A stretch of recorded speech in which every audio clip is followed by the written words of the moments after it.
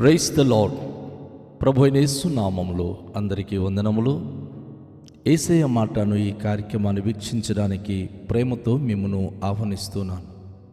ఈ దినము అపోస్తుల కార్యముల గ్రంథము 15వ అధ్యాయము 30వ వచనం నుండి 41వ వచనం వరకు మనము ధ్యానించుకుందాం. అంతటా వారు సెలవు పుచ్చుకొని అంతియోకయకు వచ్చి శిష్యులను సమకూర్చి ఆ పత్రిక ఇచ్చిరి. వారు దానిని చదువుకొని అందువలన ఆదరణ పొంది సంతోషించిరి. మరియు యూదయు శీలయు కూడా ప్రవక్తలై ఉండినందున పెక్కు మాటలతో సహోదరుల నాదరించి స్థిరపర్చిరి. వారు అక్కడ కొంతకాలము గడిపి సహోదరుల యొద్ద నుండి తమ్మును పంపిన వారి యొద్దకు వెళ్ళుటకు సమాధానముతో సెలవు పుచ్చుకొనిరి. అయితే పౌలును బర్నబాయు అంత్యోకయలో నిలిచి ఇంకా అనేకులతో కూడా ప్రభు వాక్యము ప్రకటించుచూ నుండిరి. కొన్ని దినములైన తర్వాత ఏ పట్టణములో ప్రభు వాక్యము ప్రచురపరితిరో ఆయా ప్రతి పట్టణములో ఉన్న సహోదరుల యొద్దకు తిరిగి వెళ్ళి వారెలాగున్నారో మనము చూతుమని పౌలు బర్నబాతో అనెను.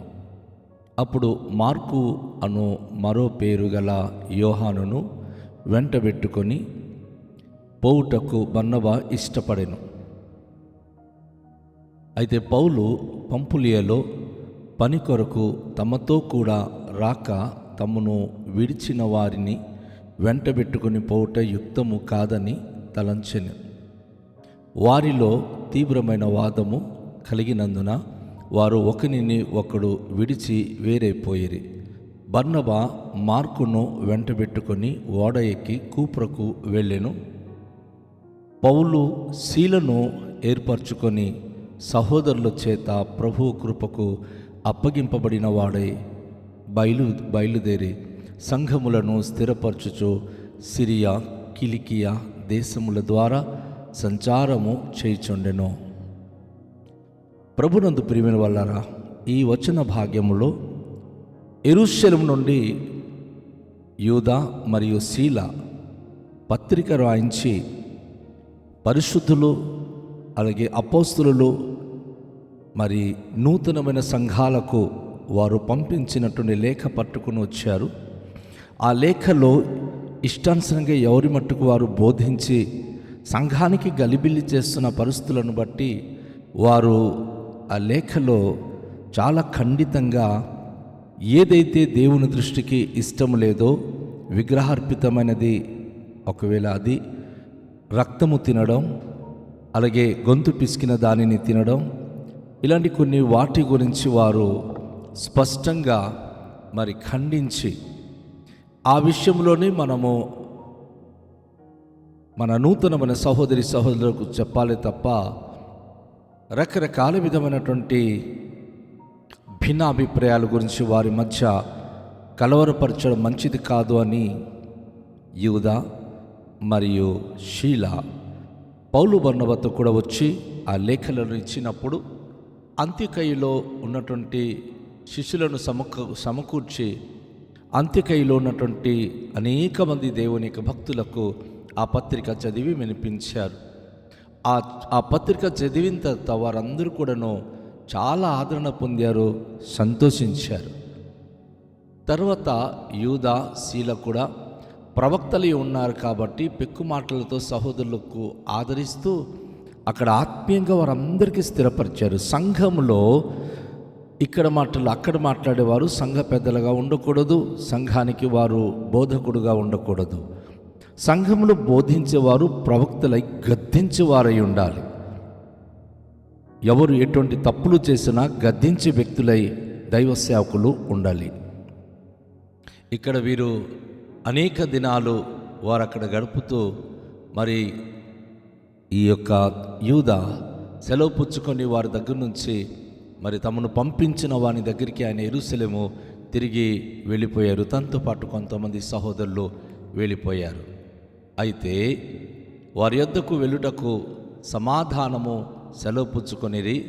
వారు వెళ్ళిపోయిన తర్వాత పౌలు బర్నబా అంత్యొకయలో నిలిచి ఇంకా అనేకులతో కూడా ప్రభువాక్యం బోధిస్తూ ప్రకటిస్తూ ఉన్నారు. ఎందుకంటే అంత్యొకయ సంఘం ఆ రోజుల్లో ఒక కేంద్రంగా మారిపోయింది. అక్కడే ఫస్ట్ క్రైస్తులుగా ప్రజలు పిలువబడ్డారు. అక్కడికి అనేక ప్రాంతం నుంచి ప్రజలు వచ్చి దేవుని వాక్య సందేశం వింటూ ఒక గొప్ప సంఘము అంత్యొకయలో ఏర్పడింది. పరిశుద్ధులు అందరూ కూడా, అనేక మంది ప్రవక్తలు కూడా ఆ స్థలంలో ఉండి పరిచర్యలో సహకరిస్తూ వచ్చారు. అయితే పౌలు, శీల అనేక మందికి వాక్యం బోధిస్తూ, బర్నబా వీళ్ళు దేవుని యొక్క వాక్యం బోధిస్తూ అనేక మంది విశ్వాసాన్ని స్థిరపరుస్తూ ఆ పట్టణమందు అంత్యొకయలో చాలా అద్భుతంగా దేవుని యొక్క సేవ చేస్తూ వారి యొక్క సమయాన్ని గడుపుతూ ఉన్నారు.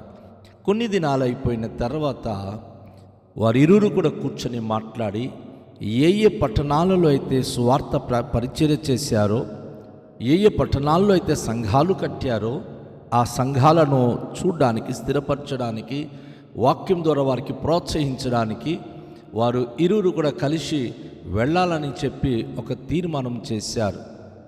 వారు ఎలా అయినా సరే వెళ్ళి చూద్దామని పౌలు బర్నబాతో అనినప్పుడు వారి మధ్య ఒక తీర్మానము చేయాల్సిన పరిస్థితి వచ్చింది.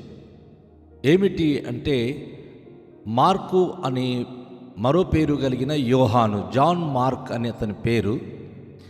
మరి మార్కు సువార్త వ్రాసినటువంటి వ్యక్తి ఈయనను వెంటబెట్టుకొని బర్నబా ఆయన సంఘాలు దర్శించడానికి వెళదామని చెప్పి పౌలుతో చెప్పినప్పుడు, కొన్నిసార్లు ఎంత భక్తి గలవారైనా సరే వారి మధ్య కొన్ని అభిప్రాయ భేదాలు రాక తప్పవు. పౌలు పంపులియలో పనిచేస్తున్నప్పుడు తమతో కూడా రాక తమను విడిచిపెట్టి వెళ్ళిపోయినటువంటి ఈ జాన్ మార్కును ఆయన వెంటబెట్టి పోవడానికి అది అవసరం లేదు, మనము పంపులియలో అతనికి మనం రమ్మన్నప్పుడు రాలేదు కాబట్టి ఇప్పుడు అతనికి మనం తీసుకుని వెళ్ళాల్సిన అవసరం లేదు అనే ఆ మాటను ఆయన లేవనెత్తాడు. వాస్తవానికి జాన్ మార్క్ ఎవరు కాదు, బర్నబా యొక్క మేనల్లుడు. మనకు పరిశుద్ధ గ్రంథంలో ఆయన పరిచర్య చాలా చోట్ల కనిపిస్తుంది. అపోస్తలుడు పౌలుకి ఎందుకో మరి జాన్ మార్కు మరి ఇష్టపడలేదు. ఈరోజు కూడా సంఘంలో కొందరైతే కొంతమందికి ఇష్టపడరు, కొంతమంది అయితే కొంతమందికి ఇష్టపడుతూ ఉంటారు. సో సంఘంలో దేవునికి ఇష్టమైన వారుగా మన విశ్వాసంతో జీవించాలి తప్ప పలాను వాళ్ళంటే నాకు ఇష్టము, పలాను వాళ్ళంటే నాకు ఇష్టం లేదని ఏ దైవ సేవకుడు చెప్పకూడదు, ఏ సంఘ బిడ్డలు కూడా చెప్పకూడదు. ఇక్కడ అపోస్తలుడైన పౌలు అలాగే బర్నబా మధ్య చిన్న అభిప్రాయ భేదములు కలిగింది. పంపులియలో ఆయన మనతో రాలేదు కాబట్టి అలాంటి వ్యక్తిని మనం పట్టుకుని వెళ్ళడం మంచిది కాదు అని అవాయిడ్ చేశాడు పౌలు. బర్నబా అంటాడు, లేదు ఆయనను మనం తీసుకొని వెళదామని. కాబట్టి వారి ఇరువురు మధ్య చాలా తీవ్రమైనటువంటి యుద్ధం జరిగింది, వాదన జరిగింది. ఈ వాదన జరిగినప్పుడు తన సొంత మేనల్లుడైనటువంటి మార్కును బర్నబా తీసుకుని వెళ్ళడానికి నిరాకరించక, అయ్యో ఎన్నో విషయంలో ఆయన సహాయము చేసిన వ్యక్తి, ఎన్నో విషయంలో పరిచర్యలో మాకు తోడుగా ఉన్న వ్యక్తి, ఆయనకి ఎలా మనం మరి అవాయిడ్ చేస్తాం, వద్దు ఆయనకి మనం తీసుకుని వెళదామని చెప్పి ఆయన చెప్పినప్పుడు అపోస్తలుడు పౌలు అయితే ఇష్టపడలేదు. ఆ వ్యక్తిని మనం తీసుకుని వెళ్ళడం మంచిది కాదు అని చెప్పి ఆయన మరి అనవసరమైనటువంటి వాదాలు పెట్టుకొని ఆయన కాదని ఖండించినప్పుడు బర్నబా ఒప్పుకొనకుండా మార్కును వెంటబెట్టుకొని ఆయన ఓడ ఎక్కి కూప్రా ఆ ప్రదేశాలకు వెళ్ళిపోయాడు. వీరు అనేక ప్రాంతాల్లో సంఘాలు స్థాపించారు కదా. పౌలు, బర్నబా ఇద్దరు చాలా మంచి జట్టుగా ఉండేవారు. కానీ ఒకరు ఒకవైపు, మరొకరు మరొక వైపు విడిపోయారు. విడిపోయినప్పుడు పౌలు శీలను ఏర్పరచుకొని సహోదరుల చేత ప్రభు కృపకు అప్పగింపబడిన వారే బయలుదేరి వెళ్ళిపోయారు. వీరు వేరే ప్రదేశాలకు, వేరే ప్రాంతాలకు పౌలు శీలను పట్టుకొని పరిచర్యకు వెళ్ళిపోయాడు. అయితే బర్నబా మాత్రం తన మేనల్లుడైనటువంటి మార్కును వెంటబెట్టుకొని కూప్రా ఆ సమీపంలో ఉన్నటువంటి అనేక ప్రదేశాలు సంచరించడానికి వెళ్ళిపోయారు. ప్రియ దేవుని యొక్క బిడలారా, ఈ వచన భాగంలో మనం చూస్తూ ఉన్నాం. ఈ పౌలు శీల వారు ఎప్పుడైతే మరి సంఘాలను దర్శించడానికి సిరియా, కిలికియా దేశముల ద్వారా సంచారము చేస్తున్నారో అక్కడ సంఘాలన్నిటి కూడా వారు స్థిరపరచుకుంటూ దేవుని యొక్క వాక్య పరిచర్యలో వారు బలమైనటువంటి సాక్షులుగా వారు ముందుకు సాగిపోతున్నారు. ఏ భేదములు వచ్చినా అపోస్తలుడు పౌలు ఒక సందర్భంలో అంటాడు, కక్ష చేతైనను మిష చేతైనను దేవుని సువార్త ప్రకటింపబడాలి. ఈరోజు సంఘంలో సేవకులకి ఒకవేళ గనుక మనస్వార్థం వచ్చినప్పుడు ఒకరి గురించి ఒకరు చెప్పకూడదు, ప్రభు గురించి మాత్రమే చెప్పాలి. సంఘము దేవుని యొక్క ప్రేమలో విస్తరించేలాగున్న చూసుకోవాలి. కానీ అభిప్రాయ భేదములు బట్టి ఈ పాస్టర్ గారు మంచోడు కాదు, ఆయనకి రానివ్వకండి, ఈ పాస్టర్ గారు మంచోడు కాదు, ఆయన మాట వినకండి అని చెప్పడం అది అపవాది సాతానికి సంబంధించినటువంటి పరిస్థితిగా మారిపోతుంది. ఈరోజు సమాజంలో విపరీతంగా ఇది జరుగుతుంది. దేవుని యొక్క ప్రియమైన బిడలారా, అభిప్రాయ భేదములో ఒక మనిషితో మనం కలిసి వెళ్ళలేకపోవచ్చు, కానీ మనతో కలిసి ప్రభు వస్తున్నాడు కదా, ప్రభు గురించి మనం బోధించాలి, ప్రభుని గురించి మనం చెప్పాలి, ప్రభు గురించి మనం బ్రతకాలి.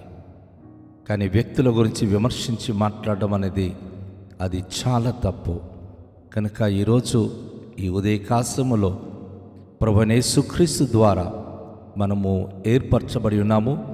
ఆయన గురించి బోధించడానికి, ఆయన మనకు అనుగ్రహించిన సంఘాలు స్థాపించడానికి విశ్వాసముతో నమ్మకత్వంగా ముందుకు సాగిపోయేలాగున ఆ మహిమగల దేవుడు మనకు తోడై ఉండి నడిపించునుగాక. రండి, తలలుంచుకొని ప్రార్థన చేద్దాం. మికిలి దయగల పరలోకపు తండ్రి, మీ పరిశుద్ధ నామానికి వేలాది వందనాలు, స్తోత్రాలు. మీకే మహిమ ఘనత ప్రభావములు చెల్లించుకొనుచున్నాం. ఈ ప్రశస్తమైన సమయంలో పరిశుద్ధుడా, మీ వాక్యపు వెలుగులో మా దీన జీవితాలను మేము చూస్తూ అభిప్రాయ భేదములు సంఘాల్లో రాక తప్పవు. అయితే వ్యక్తుల గురించి విరోధ భావంతో మాట్లాడడం కంటే ప్రభు గురించి ప్రచారం చేయడమే గొప్ప ధ్యేయంగా భావించి ప్రతి ఒక్కరూ క్రీస్తు ప్రేమను ప్రకటించేవారుగా మీరు స్థిరపరచండి. సంఘంలో భేదాభిప్రాయాలతో ఎవరు బ్రతకకుండా ఆత్మీయులుగా నడిచే కృప అందరికీ అనుగ్రహించుమని కృతజ్ఞత స్తోత్రాలు మీకే చెల్లిస్తూ యేసు నామములో ప్రార్థిస్తున్నాము తండ్రి, ఆమేన్. అందరికీ షాలోం. ప్రభు మనలను దీవించునుగాక.